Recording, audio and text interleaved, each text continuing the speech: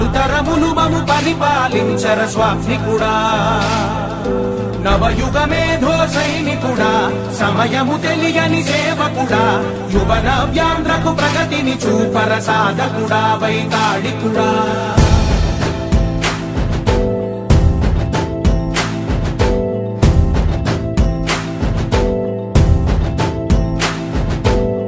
ప్రతి ఇల్లు నిన్నే నిన్నే పిలిచింది ప్రతి గడప నీకే స్వాగతమంటోంది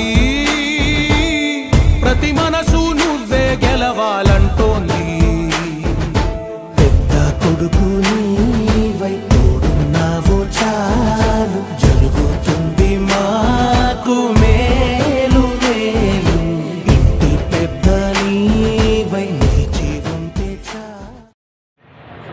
కాపు సంఘం తరఫున కాపు సంఘం ప్రకాశం జిల్లా తరఫున మనం జనసేనకి మద్దతు తెలియజేయాలని తీర్మానం ప్రకారం కాపు సంఘ సభ్యుల తీర్మానం ప్రకారం మెజార్టీ సభ్యుల తీర్మానం ప్రకారం ఈ రోజున మనం కాపు సంఘం సభ్యులందరూ కలిసి జనసేనకు మద్దతు తెలపాలని కోరినందున ఈ రోజున మనం అందరం కలిసి జనసేనకి మద్దతు ప్రకటిస్తున్నాం. జనసేనతో పాటు మనకి కూటమిగా ఉన్నటువంటి పార్టీలకి మనం మద్దతు పలుకుతూ అందరూ కలిసికట్టుగా కూటమికి మనము మద్దతు తెలిపి మన ఓట్లు మద్దతుగా ఇక్కడ ఏ పార్టీ మా సభ్యులు ఉన్నారో వారికి మనము అందరూ సహకరించి ప్రతి ఒక్కరూ పేరు పేరున మన కాపు సంఘం సభ్యులందరూ కాపు జాతి అంతా మనం ఈ రోజున మనం ఇక్కడ నిలబడ్డ మన తెలుగుదేశం సభ్యులకు మనం మద్దతు పలకవలసిందిగా కోరుతున్నాం. మనం అందరం కలిసి గెలిపించుకోవడానికి మన ప్రయత్నం ఎలాంటి లోపం లేకుండా అందరూ కలిసికట్టుగా మన ఓట్లు వేసే విధంగా ప్రతి ఒక్కరూ ఓట్లు వేసే విధంగా మన ప్రయత్నం మనం చేయాలని దయచేసి కోరుకుంటున్నాం. అదేవిధంగా మనం ఇక్కడ జనార్దన్ గారు కానీ మాగుంట శ్రీనివాసరెడ్డి గారు లేకపోయినా మేము ఒకటే కోరుకుంటున్నాం. మా జాతి కాపు సంఘం తరఫున మేము ఏ రోజు వచ్చినా ఏది అడిగినా అంటే దయచేసి మమ్మల్ని మీరు ప్రతి ఒక్కరు అర్థం చేసుకోవాలి. మమ్మల్ని వాడుకుంటున్నారు కానీ మాకు పని చేయట్లేదు అనేది మా అందరిలో భావన ఉంది. దయచేసి దీన్ని అర్థం చేసుకొని మేము మీ వెంట నడుస్తున్నాం కాబట్టి మేము ఓట్లు వేస్తున్నాం కాబట్టి ఈ రోజు నుండి మేము మీకు మా అండ మీకు ఎంత అవసరం, మీ అండ మాకు అంతే అవసరం. మేము స్టేషన్లోకి వెళ్తే మేము మీకు చెయ్యాలని నిర్ణయించుకున్నాం. దీన్ని మీరు ఏ విధంగా పరిగణలోకి తీసుకుంటారో మాకైతే తెలియదు. మేము కావాల్సింది మేము సంఘం తరఫున మేము వచ్చి అడిగినప్పుడు మాకు ఎలాంటి అన్యాయం లేకుండా న్యాయం చేయమని కోరుతున్నాం. బేషరతుగా మాకు న్యాయం చేయాలి. ఇది మాత్రం మీరు ఆలోచించుకొని మీరే ఇక్కడే మీరు చెప్పదలుచుకున్నది ఏదో మీరు ఇక్కడే అందరు సభాముఖంగానే చెప్పమని కోరుకుంటున్నాం. ఈ కాపు సమైక్యత మనం మొట్టమొదటి నుంచి కూడా రామచర్ల కుటుంబం మనకి ఎంతో తెలుసు. పెద్ద ఆయనంటే మహానుభావుడని వాళ్ళ ఇంటికి ఏమి రోజుల్లో లేని రోజుల్లో పోయినా అందరికీ ఏం తక్కువకుండా వాళ్ళ నానమ్మ గారు బ్రహ్మాండంగా వడ్డిస్తారని ఒక పెద్ద పేరుంది చుట్టుపక్కల పల్లెల్లో. అట్లానే పెద్ద ఆయన గారు దామచర్ల ఆంజనేయులు గారి కనిచి నాకు రాజకీయం ఉంది. ఆయన కూడా ప్రతి ఓడి ఎప్పుడు నవ్వుతాని అందరిని రిసీవింగ్ చేసుకొని పలకరించి మెత్తగా ఎంత పనులు చేయాలో అంత పనులు చేశాడు. మన విద్యా దీనికి కానీ పాలిటెక్నికల్ కానీ ఒక గవర్నమెంట్ ఉమెన్స్ కాలేజీ కానీ తెప్పించాడంటే ఆయన ఆ రోజుల్లో మహానుభావుడు. ఆయన మనవడుగా దామచర్ల జనార్దన్ గారు అంతకన్నా ఎక్కువ చేయాలని నాకెంతో ఆయన మంచి పేర్లు మంచి పొజిషన్లో నేను చూడాలని ఆశిస్తూ ఒక మంచి నిర్ణయంగా మరి మీ అందరికీ తెలియజేసుకుంటూ అదేవిధంగా అందరిలో ఒక గూడు కట్టుకున్న ఒక ఆవేదన అయితే ఉంది. ఆ ఆవేదన మరి ఏంటి అనేది ఇక్కడున్న మనందరికీ తెలుసు. మరి రాబోయే రోజుల్లో ఇటువంటి ఆవేదన లేకుండా పరిష్కరించాల్సిన బాధ్యత మరి జనార్దన్ గారి మీద, అదేవిధంగా రేపు కాబోయే పార్లమెంట్ సభ్యుల మీద ఉన్నదని, వారు ఆ బాధ్యతని స్వీకరించాలని మీ అందరి తరఫున కూడా నేను తెలియజేసుకుంటూ, మరి ఈ రోజున ఒకసారి మనం గమనిస్తే మన ఇంట్లో ఫ్యాను ఎంత స్పీడ్తో తిరుగుద్ది? 1, 2, 3, 4. మరి 151 స్పీడ్తో కనుక ఫ్యాన్ తిరిగినట్లయితే మరి ఇంటి కప్పులు కానీ ఇంట్లో సర్వం కొట్టుకునే పరిస్థితి. మరి అదేవిధంగా రాష్ట్రం కూడా ఈ రోజున సర్వం కోల్పోతున్నటువంటి పరిస్థితులు.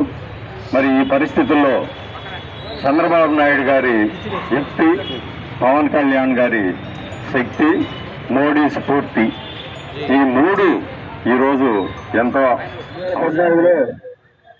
మన జనసేన పార్టీ అధ్యక్షులు పవన్ కళ్యాణ్ గారి పిలుపు మేరకు ఎటువంటి ఏమి ఆశించకుండా ఆ రోజు టీడీపీకి, బీజేపీకి సపోర్ట్ చేశాము.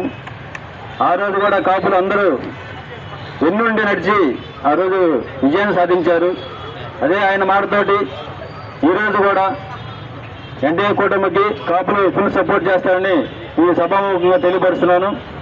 రేపు రాబోయే రోజుల్లో ఈరోజు కూటమికి విజయం సాధిస్తే కాపులకి ఉన్నతమైన స్థాయిలో ఉంచుతారని చెప్పి, ఎందుకంటే పవన్ కళ్యాణ్ చెప్పే 83 మనకు పోస్టింగ్లు ఉంటాయని, మనకి అరువైన గౌరవం దొరుకుతుంది. కాబట్టి ప్రతి ఒక్క కాపు నాయకులు ఈరోజు ఎన్డీఏ కూటమికి ఓటేసి గెలిపించే బాధ్యత మనకి ఎంతైనా ఉంది. ఎందుకంటే ఈరోజు రాష్ట్రంలో చూస్తుంటే అరాచక పాలన నడుస్తుంది. మరి రోజుకి 2-3 మీటింగ్లు చెప్తాను ఈరోజు మనం వైఎస్ఆర్ చేస్తున్న అరాచక పాలన గురించి కూడా. కాబట్టి మన యువత భవిష్యత్తును దృష్టిలో పెంచుకొని, ఆంధ్రప్రదేశ్ భవిష్యత్తును దృష్టిలో పెట్టుకొని ప్రతి ఒక్కరూ ఎన్డీఏ కూటమికి సపోర్ట్ చేసి గెలిపించాల్సిందిగా కోరుతున్నాను.